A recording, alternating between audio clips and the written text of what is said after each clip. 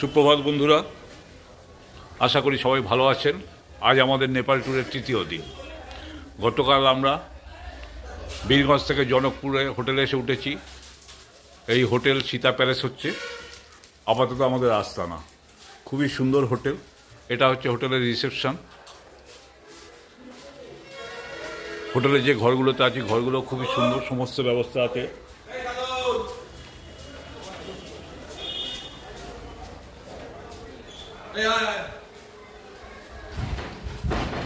এই হচ্ছে আমাদের হোটেলের আউটসাইডটা। দেখুন কত বড় হোটেল, বিশাল হোটেল। আমরা এখন লোকাল সাইট সিন করতে বেরোবো। এই লোকাল সাইট সিনে গাড়ি যাবে না বলে আমাদের টোটো করে যেতে হবে।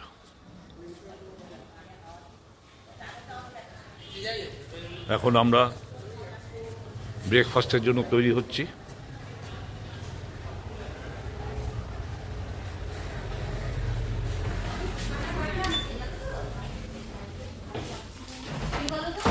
এই হচ্ছে আমাদের ডাইনিং রুম। জয়মা তারা ট্যুর অ্যান্ড ট্রাভেলসের সবাই একসাথে আমরা ব্রেকফাস্টের জন্য রেডি হয়ে গেছি।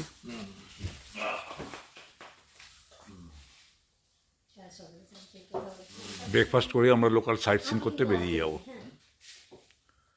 আজকে দেখুন আমাদের যে জয়মা তারা ট্যুর অ্যান্ড ট্রাভেলস পরিবারের সদস্যরা আছে, বিভিন্ন জায়গা থেকে আমরা এসেছি, কিন্তু সবাই একসাথে ব্রেকফাস্ট, লাঞ্চ, ডিনার করছি। এর মজাই আলাদা। এটা হচ্ছে আমাদের ডাইনিং রুম। খুব সুন্দর সাজানো গোছানো ডাইনিং রুম।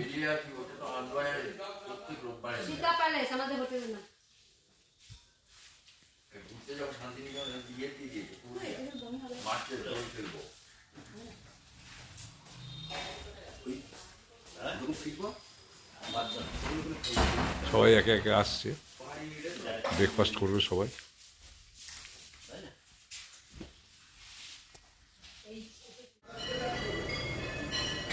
নমস্কার বন্ধুরা, আমি তোমাদের এখন জনক রাজার মূর্তি দর্শন করাচ্ছি। দেখো কি অপূর্ব মূর্তি। কথিত আছে এখানে 51 পিঠের এক পিঠ। এখানে সতী মায়ের বাম স্কন্ধ অর্থাৎ বাঁ কাজ পড়েছিল। চলো সে মূর্তি আমি তোমাদের দর্শন করাচ্ছি।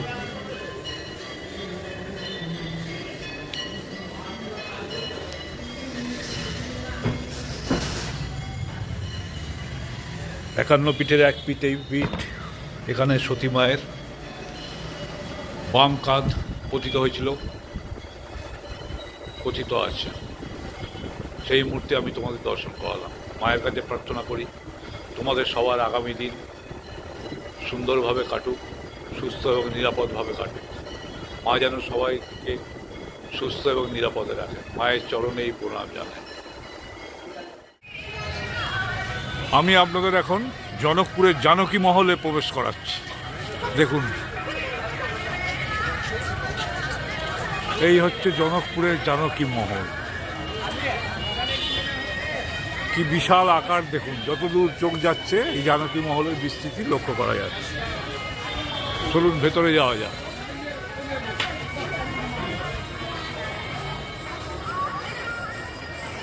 অনেকটা মসজিদের আদলে তৈরি এই জানকী মহল।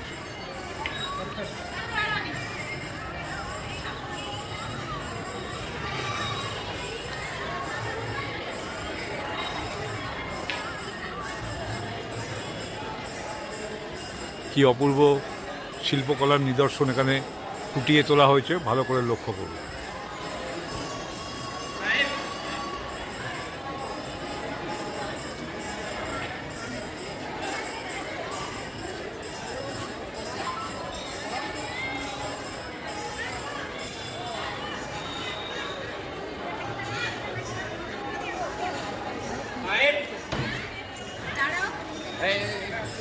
এখানে একটা প্রবেশদ্বার আছে।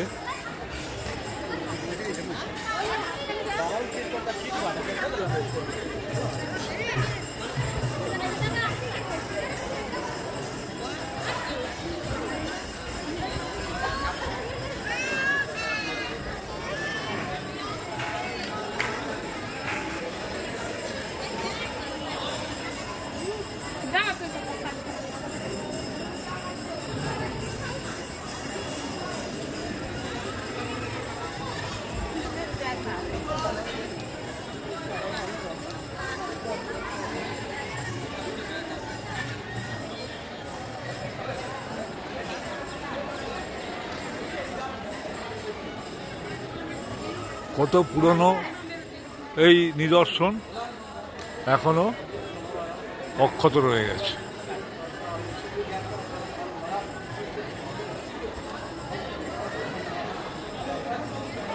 প্রচুর পর্যটকের ভিড় এখানে।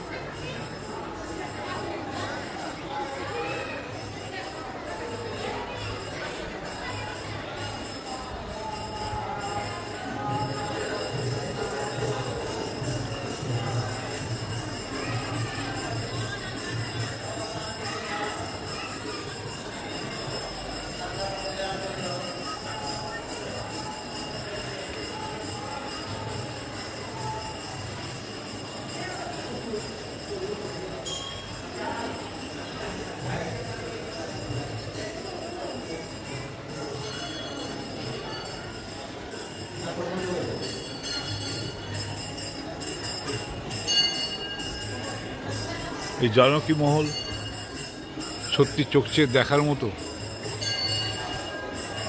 যেমন বৃহতের আকার তেমনই শিল্প নিদর্শনে পরিপূর্ণ।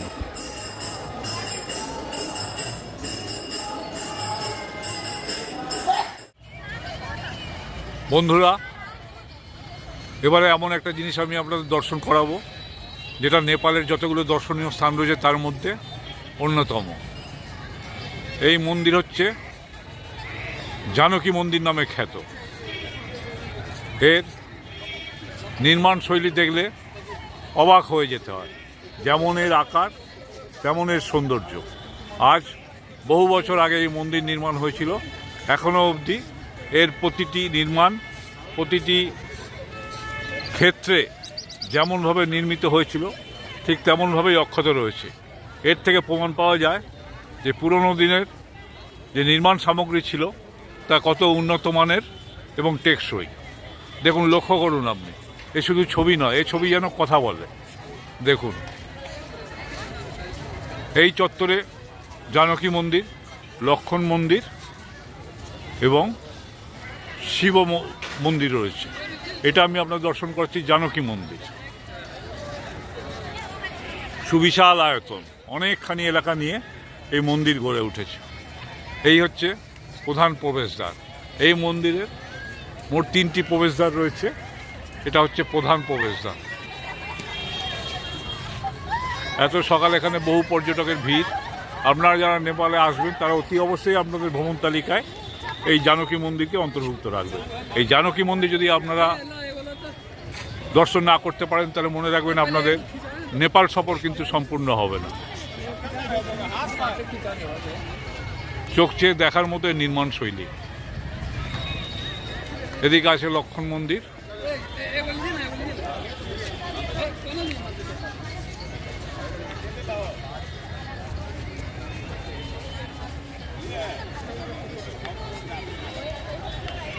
ঠিক আছে বন্ধুরা, আবার আমি আপনাদের রিকোয়েস্ট করলাম আপনারা যারা ভবিষ্যতে নেপাল সফরে আসবেন তারা অতি অবশ্যই আপনাদের সফরের মধ্যে এই জানকী মন্দিরকে অন্তর্ভুক্ত রাখবেন। আশা করি সবাই ভালো আছেন আর আমরাও ভালো আছি। আজ আমাদের নেপাল সফরের 3য় দিন। আমরা গতকাল রক্সর স্টেশনে নেমে বীরগঞ্জ হোটেলে উঠেছিলাম। ওখান থেকে আমরা মানি এক্সচেঞ্জ করি এবং সিম পাল্টাই। এই মানি এক্সচেঞ্জ সম্বন্ধে আপনাদের একটা ইনফরমেশান দিতে চাই। আপনারা বীরগঞ্জে এসে উঠলেই ওটা হচ্ছে বর্ডার, ওখানে আপনারা শুনবেন যে মানি এক্সচেঞ্জ করতে হবে, কিন্তু আমি আপনাদের জ্ঞাতার্থে জানাই এখানে মানি এক্সচেঞ্জের কোনো প্রয়োজন নেই। আপনারা ইন্ডিয়ান মানি নিয়ে যেখানেই যাবেন সেখানেই খরচা করতে পারবেন।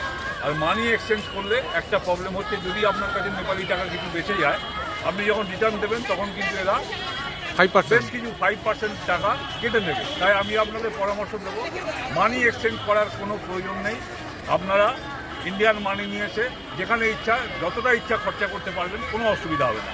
আর সিমের ব্যাপারেও সতর্ক থাকবেন। হোটেল থেকে যে সিমগুলো দেবে ওরা কিন্তু 250-300 টাকা চেয়ে বসে। আপনারা পরিষ্কার ওদেরকে বলবেন যে हम लोग का जान पहचान आदमी है, हम लोग उसको पास से सिम কালেক্ট करेगा বলে আপনারা হোটেল থেকে বেরিয়ে এসে রাস্তার দুধারে দেখবেন অনেক দোকান আছে, আপনাকে জিজ্ঞেস করবে। যেমন এই মন্দিরে পান্ডারা জিজ্ঞেস করে পুজো দেবেন নাকি, তেমনি এরাও আপনাকে জিজ্ঞেস করবে সিম নেবেন নাকি। দেখবেন ওখানে কেউ 125 চাইছে, কেউ 150 চাইছে, অনেক কমে আপনারা সিম পেয়ে যাবেন। তাই আপনাদের কাছে পরামর্শ যে হোটেল থেকে আপনারা সিম এবং টাকা পাল্টানোর ঠান্ডাতেই যাবেন না, কোনো প্রয়োজন নেই। আপনারা আসবেন, এসে ভারতীয় পয়সা পকেটে নিয়ে যেখানে ইচ্ছে যতটা ইচ্ছা খরচা করবেন, আর সিম বাইরে থেকে নেবেন, হোটেলে এসে সিম নেবেন না। এই কথাটা মনে রাখলে আপনাদের ঠকবার ভয় থাকে। এই আর কিছু নেই। নেপালে আসবেন, ভালো ওয়েদার, এখন তো আমরা ঘুরছি, না ঠান্ডা না গরম, খুবই ভালো ওয়েদার আছে। তো আপনাদের কাছে পরামর্শ যে আসবেন, চোখ কান খোলা রেখে নেপাল সফর করবেন। নেপালে অনেক কিছু দেখার আছে, অনেক কিছু জানবার আছে। ঠিক আছে, এইটুকুই আপাতত ইনফরমেশন। ভালো থাকবেন বন্ধুরা। আমি এই মুহূর্তে দাঁড়িয়ে রয়েছি কাঠমান্ডু যাওয়ার রাস্তা বললে ভুল হবে, এটা বলতে হবে পাহাড়ি রাস্তা। যে সে পাহাড় নয়, অনেক উচ্চতা সম্পন্ন বিশিষ্ট পাহাড়। আমি দার্জিলিং গেছি, আমি সিমলা গেছি, কিন্তু যতটুকু এসছি তাতে আমার মনে হয়েছে যে টার্নিংটা এখানে অনেক বেশি। ছোট ছোট টার্ন, কিন্তু অনেক বেশি turn. Right turn, left turn নিলে অনেকটা রাস্তা অনেকখানি। আমরা বেলা 12টায় বীরগঞ্জ থেকে স্টার্ট করেছি। ড্রাইভার সাহেব যেটুকু বললেন যে রাত্রি 9টা থেকে 9:30, 10টাও হয়ে যেতে পারে আমাদের কাঠমান্ডু পৌঁছতে। চারিদিকে দেখুন কত উঁচু উঁচু পাহাড়। এদিকে বিভিন্ন পসরা সাজিয়ে বোনেরা বসে আছে, বিভিন্ন ধরনের ফল বিক্রি হচ্ছে এখানে। এই আমাদের গাড়ি, এই গাড়ি করেই আমরা কাঠমান্ডুতে উঠব। দৃশ্য কিন্তু খুবই অপূর্ব দৃশ্য।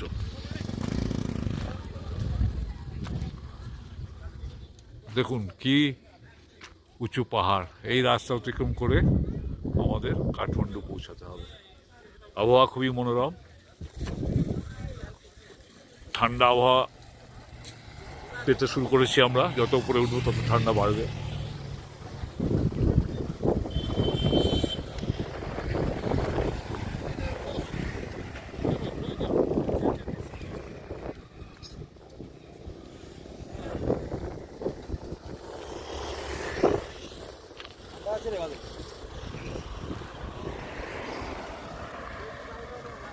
দেখুন কত উঁচু পাহাড়, দেখছেন?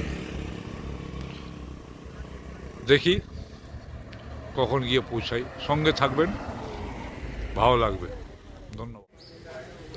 সুপ্রভাত বন্ধুরা। আজ আমাদের নেপাল সফরের 5ম দিন। আজ আমরা সকাল সকাল সাইট সিনে বেরোবো। আমরা পরশুদিন অনেক রাতে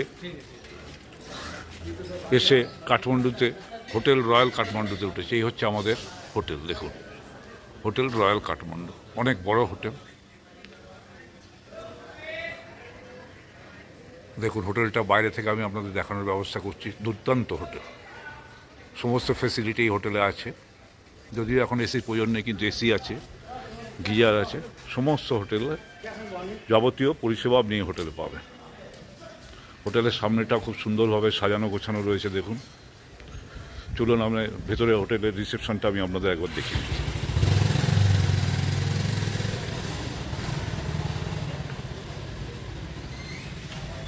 এই হচ্ছে আমাদের হোটেলের রিসেপশন। দেখুন,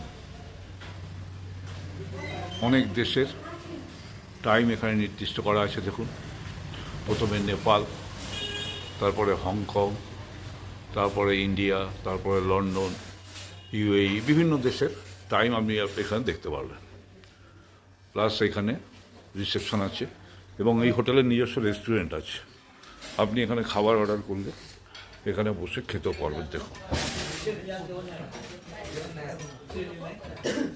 এখানে রিসেপশন আছে, পর্যটকরা তাদের ইচ্ছে মতো এখান থেকে খাবার নিচ্ছে।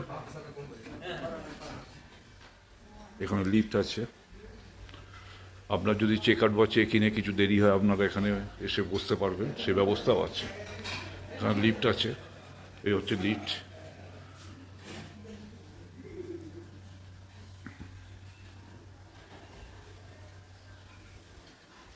খুব ভালো পরিষেবা, এক কথায় হোটেলটা খুবই ভালো এবং যাবতীয় পরিষেবা। আর আমরা এমন একটা এলাকায় আছি যে পুরো এলাকাটা বিশাল বিশাল হোটেল আছে। দেখুন চারিদিকে বিভিন্ন হোটেল দিয়ে এলাকাটা ঘেরা, প্রচুর হোটেল আছে।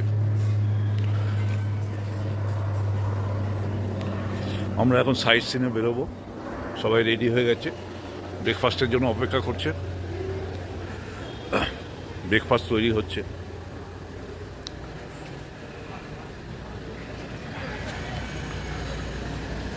আমাদের পর্যটকরা সব রেডি হয়ে বসে আছে।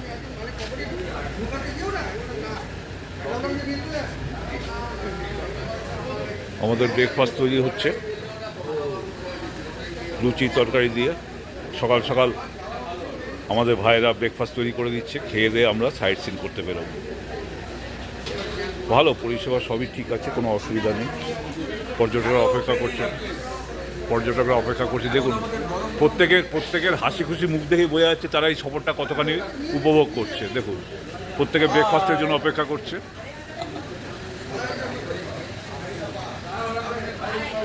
ওয়েদারও দুর্দান্ত ওয়েদার।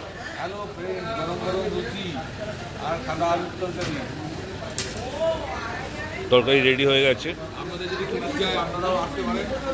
দেখুন আপনাদের আমন্ত্রণ জানাচ্ছে, বলুন আমরা তো যাবোই। নেপাল সফর একটা দুর্দান্ত অভিজ্ঞতা।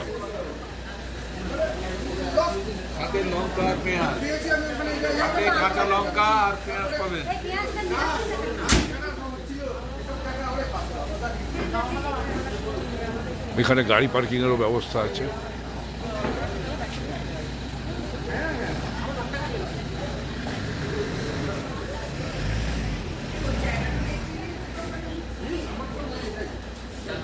ব্রেকফাস্ট রেডি হয়ে গেছে, এখনই সার্ভ হবে। দেখুন গরম গরম লুচি তরকারি সার্ভ করা হচ্ছে পর্যটকদের। ঠিক আছে, ভালো থাকবেন সবাই। আমরা এখন ব্রেকফাস্টটা সেরে নিই। ব্রেকফাস্ট সেরে আমরা সাইট সিনে বেরিয়ে যাব।